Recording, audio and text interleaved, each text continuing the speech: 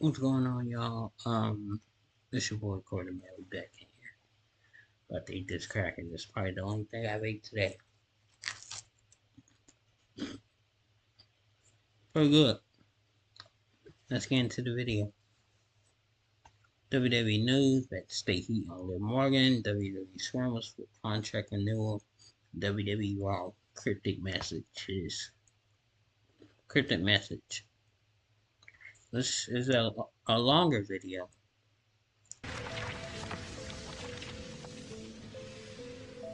We are kicking off today with Rhea Ripley, as it was at WrestleMania 40 that Mommy retained the Women's World title with a hard-fought victory over Becky Lynch. Her celebration was short-lived though, as she was attacked backstage by her former friend turned rival Liv Morgan, which resulted in Ripley being legitimately injured. Morgan's attack on Ripley was in response to Ripley brutally attacking Morgan last summer as a way to write Liv off of TV so she could recover from another shoulder injury. Morgan returned as the final entrant in the Women's Royal Rumble match in January, and it appeared that she was going to be Ripley's next challenger following the attack last week. Fightful Select reports that the injury took place when Morgan launched Ripley into the wall during the attack, and this was a freak accident, and there's no backstage heat on Liv. At this week's Raw from Montreal's Bell Center, Ripley appeared with her arm in a sling and wasted no time in revealing that she'd been asked to vacate the Women's World title. Ripley will be benched for a few months, and her anger was on full display on Raw, and as she cited what the title meant to her, Ripley, with a heavy heart, laid the gold down in the ring. Ripley then addressed Morgan, calling her out for the attack that led to this moment, and Liv, evidently relishing in Rhea's misery, made her way to the ring, and security had to step in. Security tried to stop both women, and the segment concluded with Ripley knocking down a security guard and leaving Raw to go to the road to recovery. On Twitter, Rhea had just a few words and pointed out that she'd been champion for 380 days, but will now have to focus on recovering before she sets her sight on gold again.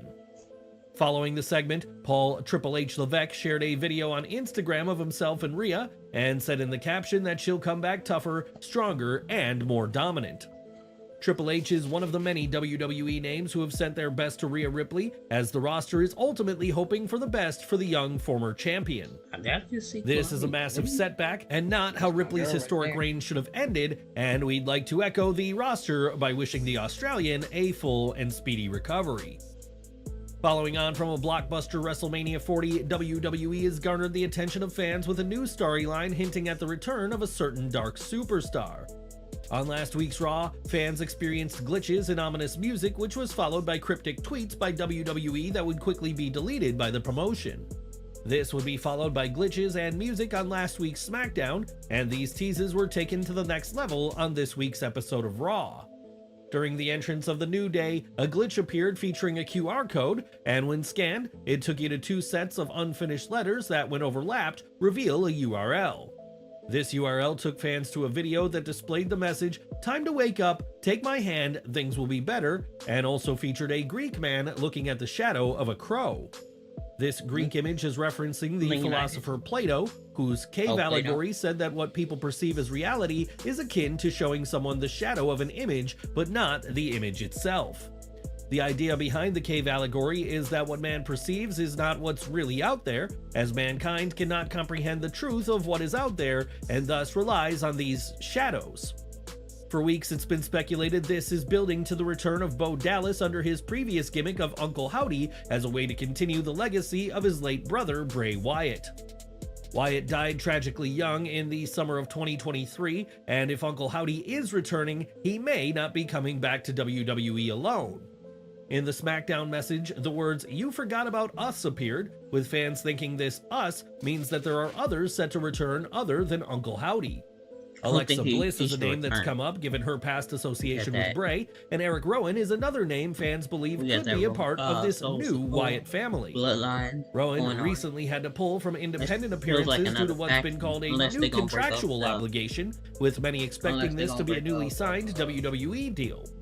Following the success of 2022's White Rabbit, a new mystery is afoot in WWE, and what do you think this is all leading towards? Let us know in the comments section below. Airborne, check. Ground, check.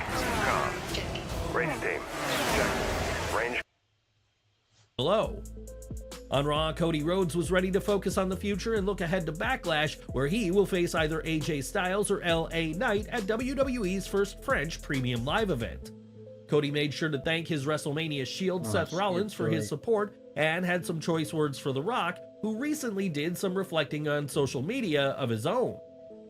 Online, Rock vowed to make Cody Rhodes bleed again, and on Raw, for decades, WWE's mantra was that they don't work with others, but in recent years, we've seen collaborations like Shinsuke Nakamura and Noah and Jordynne Grace at the Royal Rumble. Recently, sources close to Nick Khan told Sports Illustrated that WWE is exploring potential collaborative plans and that Triple H oversaw Grace being brought in this past January. One company it'd certainly be interesting to see WWE work with is AEW, and when speaking to Comic Book, Tony Khan was asked if he'd be open to such a partnership. He said, "It's an interesting thought. It would depend on the circumstance." Despite being each other's biggest competitor, WWE and AEW have made for strange bedfellows in the past, as several AEW stars appeared on Raw in 2022. Bryan Danielson, Chris Jericho, and Paul White appeared in video messages to John Cena, congratulating John on his 20th anniversary of his main roster debut. Billy Gunn appeared at the 2019 WWE Hall of Fame ceremony despite being under an AEW deal at the time, but a deal couldn't be reached for Gunn to be a part of a DX reunion in 2022. Whether AEW works with WWE or not, we could be getting a massive collaboration within a matter of months between WWE and the newly formed Marigold promotion. When Rossy Ogawa was fired from Stardom, it was immediately believed that he would be setting up his own company, and Marigold was officially announced yesterday. It's been reported that Julia will work some dates for the new company before transitioning to WWE later this year, but ties between Marigold and WWE may extend further than that. Tokyo Sports reports that Rossy has initiated talks with WWE regarding potential interpromotional matches and hopes to have Kairi Sane and Io Sky at an event this summer. Both women are Stardom alum who benefited greatly under Ogawa's watch, and Rossy himself appeared alongside Julia at NXT Stand and Deliver during WrestleMania weekend. In this new era of WWE, it seems that nothing is entirely off the table, and would you like to see WWE collaborate with others, including potentially AEW? Give your thoughts down below. Back to Raw as Triple H appeared on the show alongside Raw General Manager Adam Pearce to bring about another major change in the form of some new title belts. These new titles were covered up and were on a podium in the ring, and the Game and Pearce discussed the tag team division and brought out Raw Tag Team Champions Awesome Truth. To loud Awesome Truth chants, Triple H congratulated the pair on their WrestleMania win while announcing that moving forward, they'll be known as the WWE World Tag Team Champions. The new titles were then unveiled in WWE's latest opportunity to hammer home the idea of a new era in WWE, while also doing away with the eyesores that were the former tag title belts. This was a fun segment, as new title designs are always fun to see, and R-Truth confusing Triple H for Tommaso Ciampa was a funny bit. Speaking of Ciampa, this segment led to a triple threat match pitting DIY against the New Day and the Creeds with a world tag out during this week's episode of Raw. The match was everything the fans expected out of both the competitors, as Zayn and Gable displayed a classic and power-packed wrestling showdown for the fans in the Bell Center. Despite Gable's best efforts, a last-minute haluva kick sealed the win for Zayn in the latest championship setback for the Alpha Academy leader. Following the end, Gable, in a show of respect, raised Sammy's hand in victory and exited the ring, giving Zayn the chance to celebrate with his fellow Canadians. However, as Sami Zayn went to greet his wife after his victory, Gable attacked him from behind and continued the assault ringside, and Raw ended with Gable locking in the ankle lock. Zayn was left straddled from the top turnbuckle as Gable refused to break the hold, leaving fans in shock to see this friendship crumbled to pieces. For years, Becky Lynch has been a top name in WWE, but her off-screen situation has attracted significant attention, as it's been reported that her deal with WWE will expire this year. During the build-up to WrestleMania 40, the man addressed questions about her contract in a lighthearted manner, stating that nobody had come up to her to discuss the matter in detail. Things have changed since then, as PW Insider reports that WWE is prioritizing the completion of Becky Lynch's new contract before her current deal expires in approximately 8 weeks. Becky Lynch is coming off a huge defeat at the hands of Rhea Ripley at WrestleMania 40, and she's also spoken recently about stepping away from the ring when Rue begins school. That would be nice. Lynch has also stated her intention to carefully weigh her options and make an informed decision about her future in the industry, and it'll be interesting to see what's next for her. Following her defeat in Philadelphia, rumors circulated that Lynch would be taking time off WWE, but this week, the man seemingly quashed any reports of a break.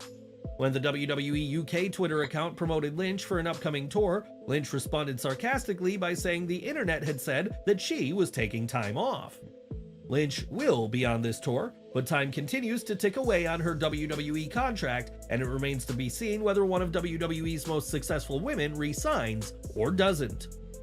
As we've seen in wrestling, very few streaks last forever. Just ask The Undertaker at WrestleMania 30. And this week's Raw saw the end of an impressive run of success. For last week's SmackDown, the show was the 18th consecutive TV sellout for WWE, but WWE didn't hit 19, as Raw in Montreal still had some tickets available when the show went live.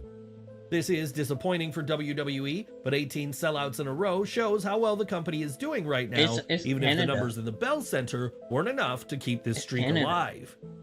On last week's Raw, WWE aired a package announcing that Sheamus would be making his return, and on SmackDown, it was confirmed that his comeback would be on Raw in Montreal.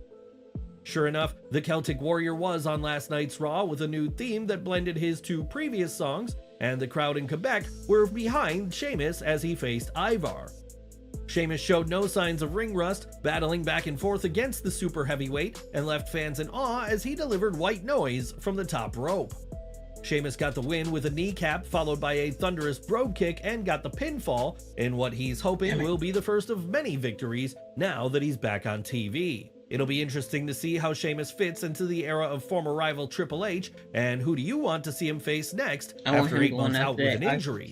Let us know in the comments. There's a chance now. More from Raw as Dominic Mysterio faced Andrade in this week's show, and with the help of JD McDonough, Dirty Dom was able to hold his own against the former US champion. In arguably the move of the night, Dominic hit a Canadian destroyer on the apron to Andrade, and it's a testament to how far Dom has come along as a safe worker in a matter of years. In the end, though, Andrade got the win after fighting back and hitting a twisting hammerlock DDT, and if you've seen the Judgment Day, you'll know the action didn't stop there. Post-match, JD McDonough swooped in to attack the weakened Andrade and, along with Dominic, began a one-sided beatdown on the ex-AEW star that was interrupted by Ricochet. The one and only has been crossing paths with the Judgment Day as of late, and there are worse uses for both Ricochet and Andrade on TV.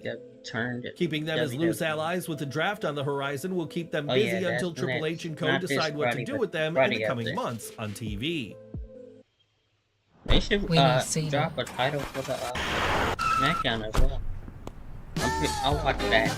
I don't have Monday Raw. At WrestleMania 40 Sunday, The Undertaker made a surprise appearance during the main event, which astonished fans as he laid waste to The Rock with a chokeslam. The Rock had appeared to attack John Cena, who himself had tried to take out the interfering Solo Sikoa, but these chaotic scenes were a last-minute call for the Phenom. Speaking on his 6 Feet Under podcast, The Undertaker revealed that his appearance at WrestleMania was a spontaneous one, as he explained, "It happened pretty spontaneously. We got to Philadelphia on Wednesday that week. I think I got a call Tuesday from Triple H that said, 'Hey, a lot of things are going on, a lot of thoughts are being put into this, would you want to be a part of it?' I was like, look, if it works and I can be of help to it in any way, if I could be of help, fine, whatever you guys need, just let me know." I don't hear anything else until Thursday. I get a text from Michael Hayes saying, "We're coming up with some ideas." I'm like, cool, let me know. That was it. Then, I'm at the One Dead Man show, I get a text from Paul Heyman. I'm like, interesting. This is picking up steam here. I had gone back and forth, and I get a text during Sunday. It's hardly a surprise that the spot was a last-minute situation for the Phenom, as his spot was originally going to be filled by Steve Austin and play on the epic Rock-Austin feud of the past. WWE and in women's tag team action, Chelsea Green and Piper Niven faced Kaden Carter and Katana Chance, and in a rarity, it was Green and Niven who got the win. Green got the win for her team in what was Chelsea's first WWE victory in 5 months, and it's fitting that her win came in her home country of Canada. We mentioned earlier that Chad Gable turned heel on Raw. But there must have been something in the Montreal air, as Indy Hartwell also showed heel tactics this week. Despite previously being against Candice LeRae's underhanded methods, the pair defeated Ivy Nile and Maxine Dupree this week, and Indy played the difference maker for her team. Ivy Nile attempted to tag herself in, but the ref was distracted, and with the ref's back turned, Indy intervened by taking Maxine out with a cheap shot, clearing LeRae's path to victory. It appears that Indy is now on the same page as LeRae, and if so, this could spell bad news for all the other women's tag teams in WWE. That's nice. They got Oscar and Kairi Sane on SmackDown. Now we got Indy Hartwell and Candice LeRae. You know, heel tag teams.